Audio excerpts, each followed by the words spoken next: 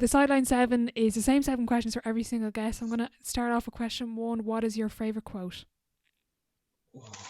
I'm not a massive quote guy, but when Kobe passed, obviously you were listening to different podcasts or reading different things, and there was one quote that resonated with me, and it was like, the most important thing that you can do is to inspire other people to be the best that they can be at whatever it is that they want to be. Yeah. And that, I think that was the way he kind of lived his life, and shaped his career, and always wanting to be better himself, but to inspire others.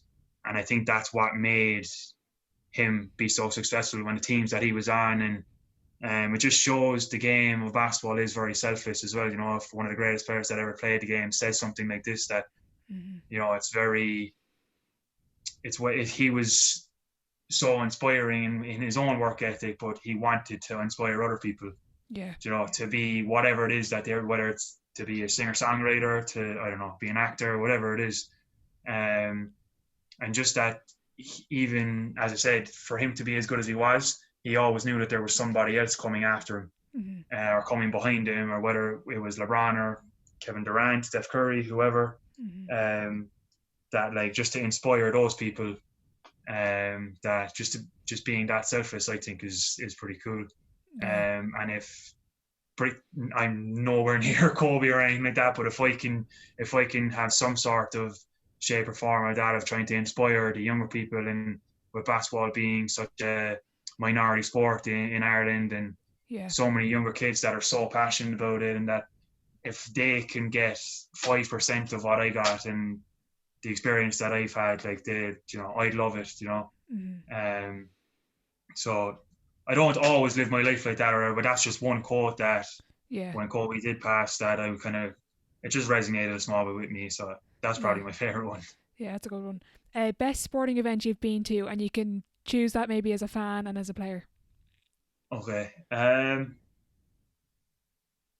suppose I'm a basketball player, so I have to go with basketball, but there's nothing like All-Ireland final day. But no, when I was in the States, in 2012, I got to see Boston Celtics play against Oklahoma City Thunder. And at the time, it was Kevin Garnett, Paul Pierce, Ray Allen, Rajon Rondo, James Harden, Russell Westbrook, and Kevin Durant were on Oklahoma City. So it was kind of 7 amazing players there, however amount of MVPs and however amount of championships and stuff. So yeah, I'll never forget it. It was my first NBA game. So it was like 108 to 100 to the Celtics. And I was in the Boston Garden as well, obviously, with it being so historical. So that was probably my favorite. I was only 18 as well, like, so, you're kind of taking everything into, like, it's just unbelievable. Maybe one day I can play here type of thing still, so that was cool. That was very cool. Yeah.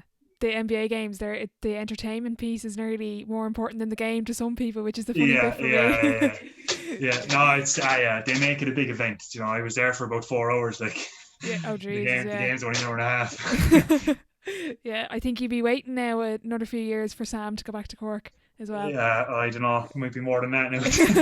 I had to throw that in. I love being a dove at the moment. It's great. Your biggest achievement on or off the court? My biggest one personally is probably signing my first professional contract. That was just a big achievement, big accomplishment, be something I suppose I'll always be proud of. But it was kind of not like, oh, look mom, I made it. It was just very warming, I suppose. Really, like, geez, I'm actually, like, this is my job now, and this is before all the rest of the hard work was going to start, and I didn't know I was ahead of me. It was still cool to take a moment and be like, this is class. Like, I've just signed a contract. It's now my job. It was a hobby before, and now it's my job, which was very, very cool at the time. And something I definitely don't take for granted. But yeah, I'd say that was probably my biggest. I played with my first senior Irish cap. My brother was on the floor at the time, and I was subbed on for whoever I was subbed on for. But we were playing Malta in Moldova, and we were up well. We were up 20 something, and I was able to take a second to be like, oh Jesus, you're on there. Like it's kind of like just two of us with getting our first Irish cap together, and so that was kind of cool as well. There's not a ton that can say that they're, I only have one brother, so for both of us to be able to play with Ireland together at the same time was very cool. Yeah, that's a really nice moment there for you guys and your family and everyone. Yeah, your friends yeah, exactly. And, that's really cool. Looking back, advice to your 18-year-old self. Probably, like I said earlier, stop being so perfectionist. so professional. Oh yeah, such perfectionist. And just be more patient. But yeah, just to like be a little bit more positive, and just kind of enjoy it. Like I definitely enjoy it more now, but at the time I was always like, no, I have to get to this level. I have to do this. I have to. And it's like it never took away from my game, but like maybe I could have smiled more at the time, like maybe the lads might have found me more entertaining at the time. But yeah, I learned that quickly when I came back to Demons. Anyway, that you can't take it too seriously all the time. No, definitely not. I like that one. Smile more. That's a good one. Dream dinner guest and why? That's a good one. You can pick a few now. I really do have to change that question.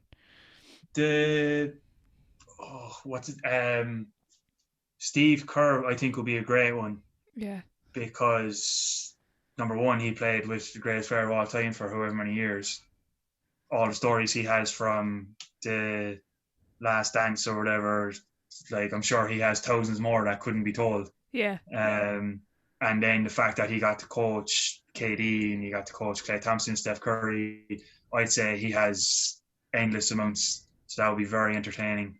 I'm a massive Steph Curry fan in general, so that, just being from a small school and, kind of he's not supposed to be as good as he is. He's kind of after changing the style of the NBA, and what is he, 6'3" and like 13 stone or something.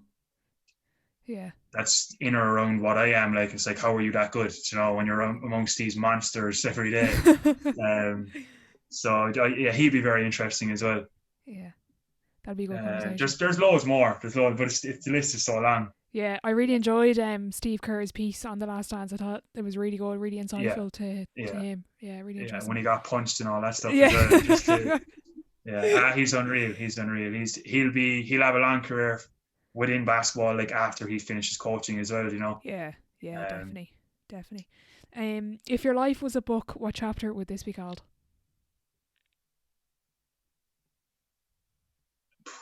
COVID-19. COVID-19. That's a good one. Yeah.